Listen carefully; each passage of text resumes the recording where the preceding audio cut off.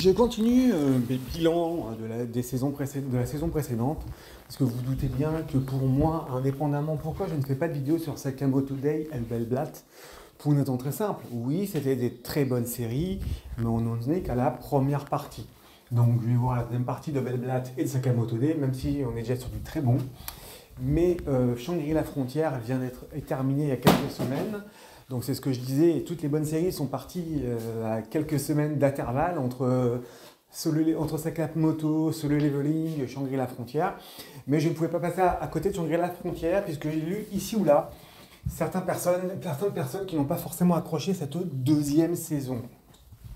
Alors pourquoi ils n'ont pas accroché? Parce qu'effectivement il y a un petit peu de réunionnite, il y a un petit peu de conseillers de guerre, il n'y a pas que de l'action, mais c'est aussi l'intérêt même de la série, c'est qu'on n'est pas que sur du bandeur de flow à la Solo Leveling, on a un peu plus que ça, on sent quand même une vraie passion, et cette passion est toujours transmise, y compris dans la deuxième saison. On a une fois de plus des moments épiques. Alors il y a vraiment des moments épiques à voir, donc je peux pas vous en dire plus, sinon ça va forcément spoiler. Mais sachez qu'il y a des moments tout à fait mémorables après la réunion du conseil de guerre. Il faut vraiment aller jusqu'au bout de la saison. Alors après, on finit avec l'arc effectivement le tournoi de jeux vidéo qui va probablement se terminer en début de partie la troisième saison.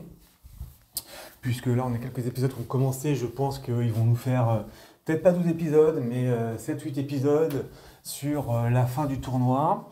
Et après, on arrivera sur la suite où ça devient une fois de plus épique, puisque bon, j'ai un petit peu lu le manga, je sais un petit peu ce qui s'y passe. Mais une fois de plus, on est super bien servi. C'est-à-dire que le héros est toujours agréable, il y a toujours ce côté un petit peu humoristique, il y a quand même des moments forts pendant cette seconde saison. On a effectivement déjà notre héros s'allie avec d'autres personnes pour finir le boulot, comme il avait fait avec Wes en Nord la saison précédente. Et c'est vrai qu'on est sur du très bon, parce que les joueurs avec lesquels il s'allie sont effectivement loin d'être mauvais également.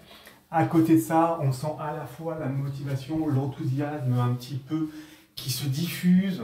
Alors, il motive ses troupes, comme les troupes, ses amis le motivent quand il a besoin, ce qui est très intéressant. Ça veut dire que ça montre aussi qu'il n'est pas totalement parfait, qu'il est également faillible et qu'il a parfois besoin d'être reboosté. Donc sa présence rassure certains, permet de motiver d'autres. Lui-même a besoin d'être motivé.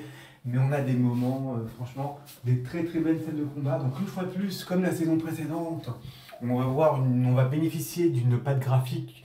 Moi, j'ai totalement accroché dès le départ. On va avoir droit à une fluidité et un dynamisme de scène tout à fait intéressant.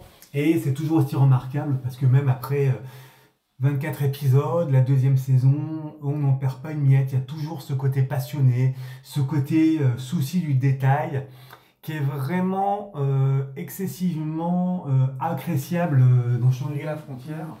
Donc tous ceux qui ont dit la deuxième saison, je suis arrêté pour les conseils de guerre, allez voir la suite, sincèrement, ça vaut vraiment la peine, que ce soit en famille, que ce soit avec des amis. Franchement, on est sur du très bon, donc je pense pour moi avec Solo Leveling, Sakamoto Days, The Hellblatt, j'ai pas changé, j'ai toujours dit que c'était les meilleures séries.